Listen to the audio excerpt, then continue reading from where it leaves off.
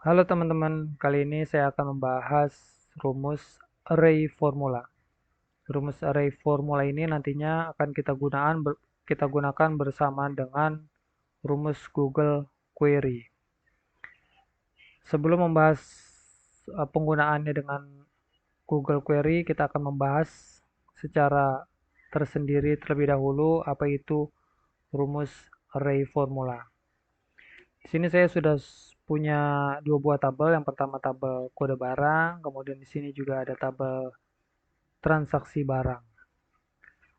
Misalnya tabel kode barang ini ingin saya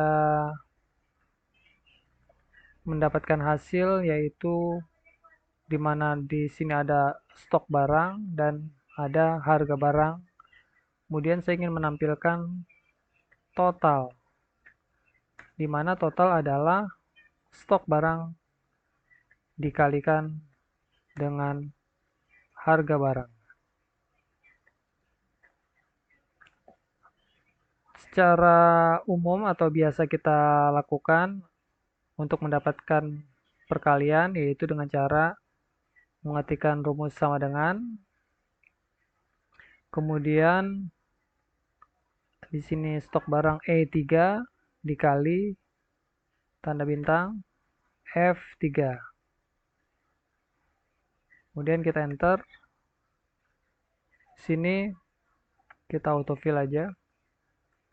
Maka kita sudah mendapatkan hasil dari perkalian antara stok barang dengan harga barang, ya. Sekarang saya akan menggunakan rumus array formula untuk mendapatkan hasil yang sama, yaitu perkalian antara stok dan harga barang. Rumusnya adalah sama dengan array formula. Nah, ini adalah format rumusnya, yaitu array formula dalam kurung buka, array formula, dan kurung tutup. Apa yang di dalam kurungnya, di dalam kurung rumus formula adalah rumus yang ingin kita buatkan. Misalnya di sini rumus perkalian. Berarti kita tuliskan E3. Nah, karena ini bentuknya array berarti harus data array juga yang kita masukkan.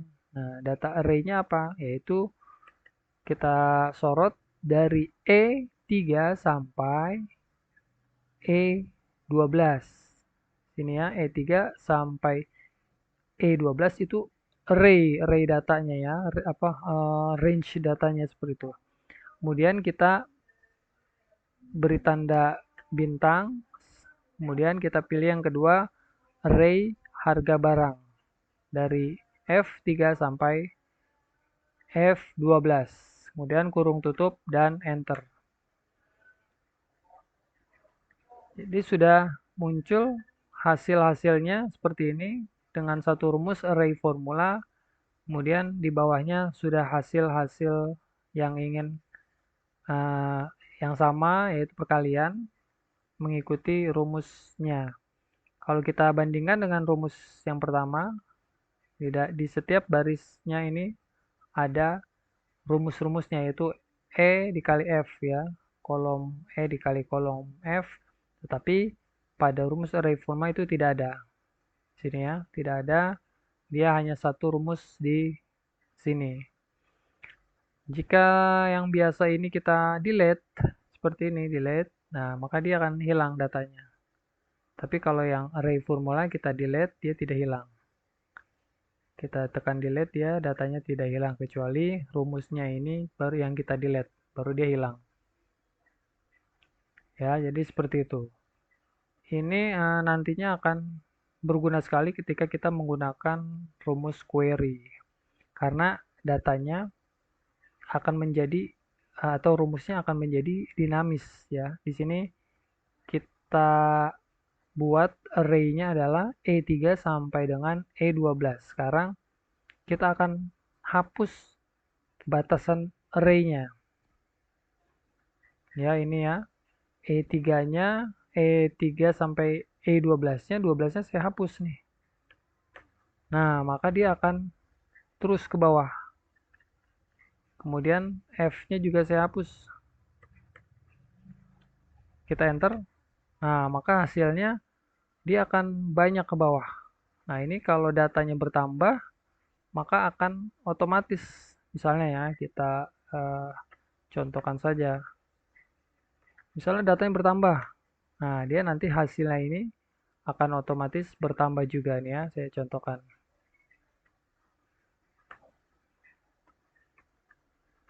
Nah, ya, otomatis dengan rumus array formula ini nilainya akan bertambah sejumlah atau mengikuti penambahan datanya. Kalau ini kan yang rumus biasa berarti kita ya harus mengkopikan lagi rumusnya ke bawah seperti ini. Tapi dengan array formula itu tidak perlu, cukup satu rumus dan akan otomatis eh, menambah sendiri rumusnya, bekerja sendiri rumusnya. Nah, kalau ini kita hapus, ya, misalnya kita mau delete nih, eh, ini ya, misalnya ada 3 baris dari bawah kita hapus, atau yang inilah. Ini kita hapus sampai dengan center sini. Data ini kita sorot, kemudian kita hapus. Delete. Nah, dia akan rumusnya tetap bekerja, tidak berpengaruh ya rumusnya. Kecuali ini rumus yang ada di H3 ini kita hapus, kita delete. Nah, ini baru rumusnya hilang ya, tidak berfungsi. Nah, ini tentunya hal ini eh, akan menghilangkan datanya yang sudah kita buat, tapi datanya ternyata hilang karena rumusnya hilang. Sekarang kita akan menghindari kejadian seperti itu, yaitu datanya dihapus, kemudian semuanya jadi hilang nih. Karena ada data yang dihapus yang mengandung rumus, kita hapus, tetapi malah semua datanya jadi hilang ini ya. Jadi hilang semua. Kalau yang manual, yang lama, yang data biasa, perkalian biasa itu tetap ada. Sedangkan yang pakai array formula hilang. Nah, untuk menghindari itu kita akan buat rumus ini posisinya ada di sini. Gitu ya. Biar dia tidak kehapus ketika kita menghapus data yang pertama ini. Bagaimana caranya agar dia pindah ke atas?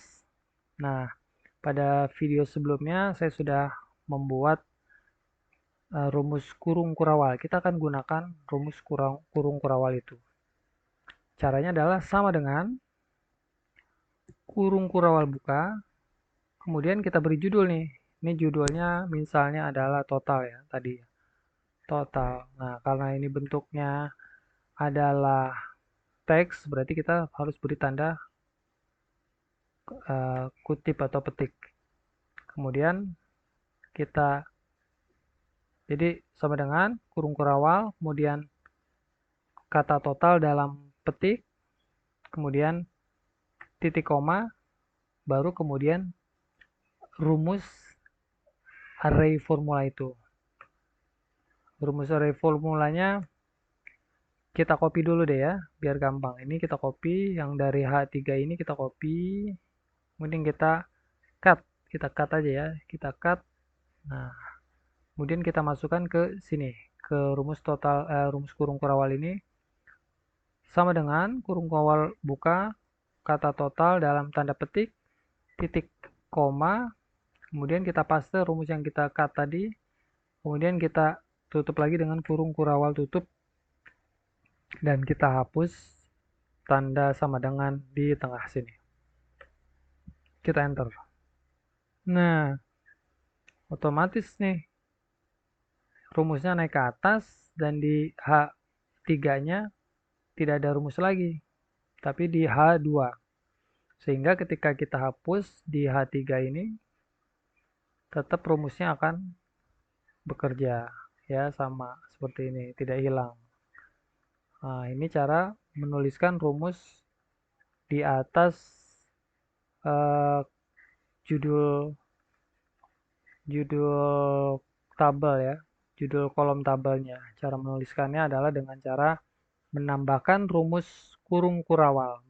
Bagi yang belum melihat rumus kurung kurawal, silakan lihat video sebelumnya.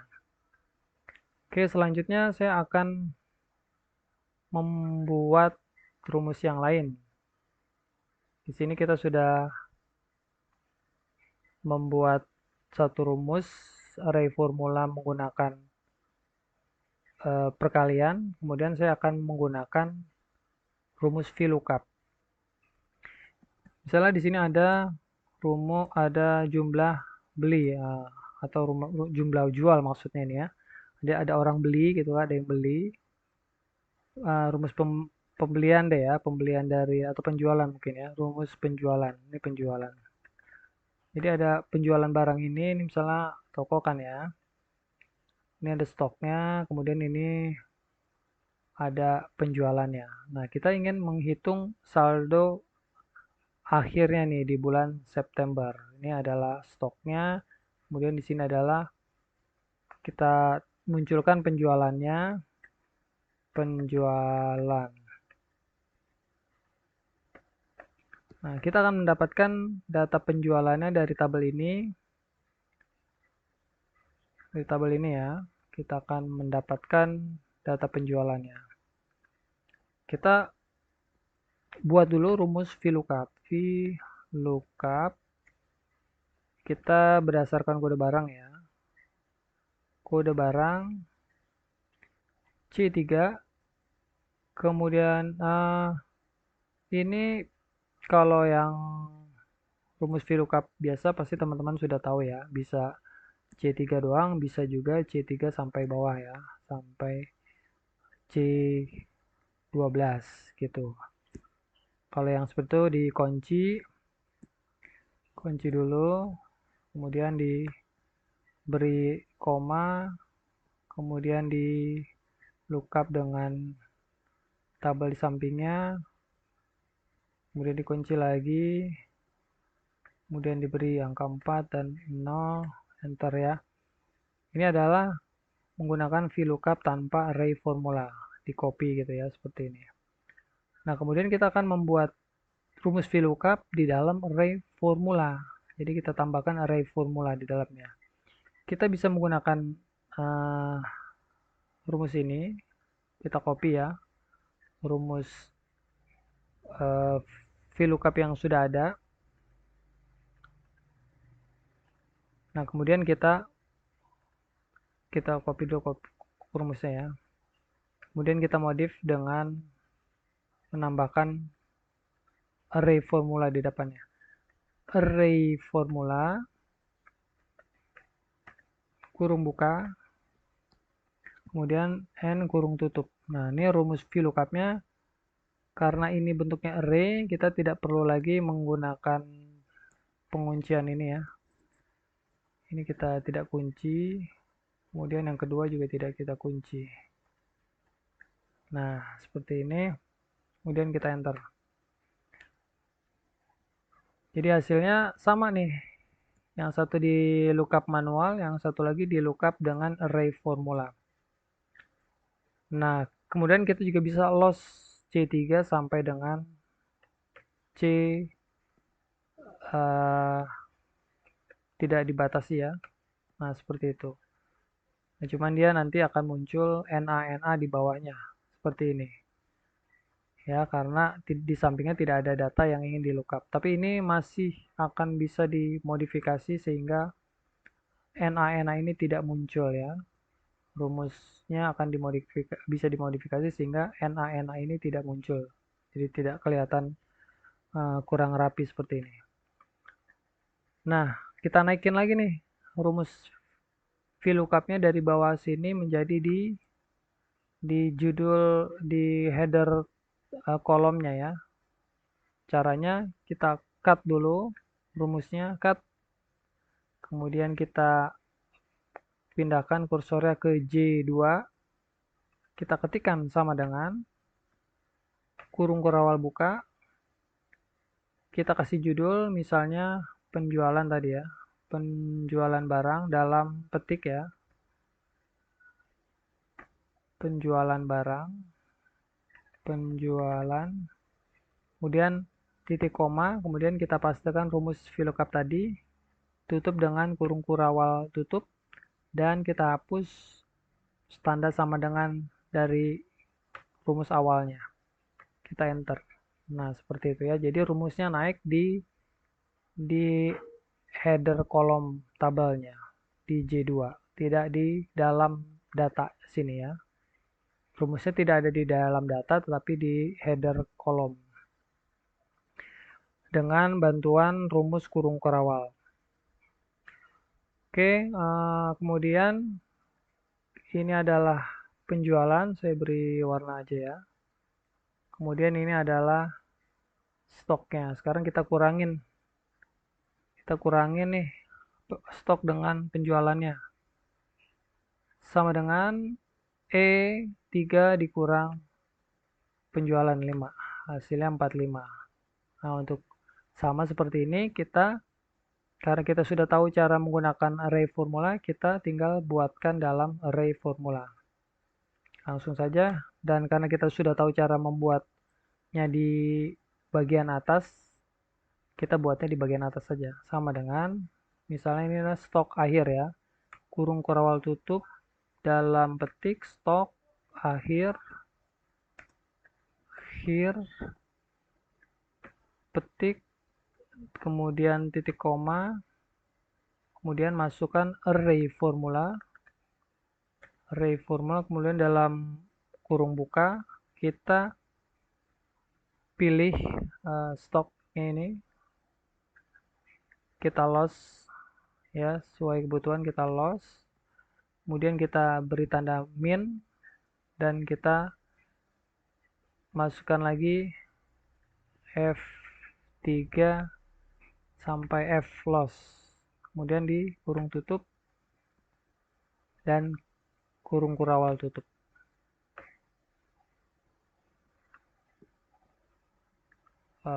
Sorry, ini salah, saya bukan F ya, tapi J maksudnya J ya, J antara stok dengan penjualan. Nah, maka stok akhirnya adalah stok awal dikurang penjualan, ini adalah stok akhirnya. Ya, demikian penjelasan mengenai rumus array formula ditambah dengan rumus kurung kurawal, sehingga posisi rumusnya ada di header kolom tabel, tidak di dalam data sini ya, sehingga aman, tidak takut data rumusnya terhapus gitu. Cukup sekian pembahasan kali ini. Semoga jelas. Bila kurang jelas silakan bertanya atau berkomentar. Jangan lupa untuk dukung channel saya ini. Terima kasih. Assalamualaikum warahmatullahi wabarakatuh.